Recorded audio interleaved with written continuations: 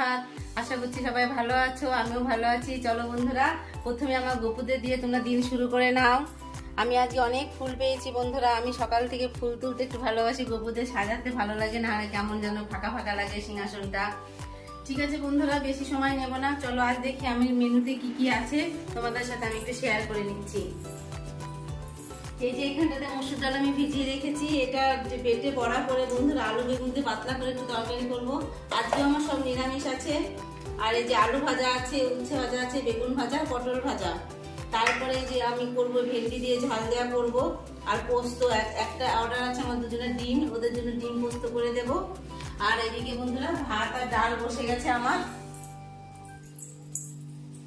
ভাত আর ডাল আমার হচ্ছে, মুগ ডাল করছি, আর এদিকে ভাত বসে গেছে। একটু যতটা পারি বন্ধুরা রান্নাটা এগিয়ে নিব, তারপরে আমার রুটি করা আছে, নিচে রুটি করতে চলে যাব।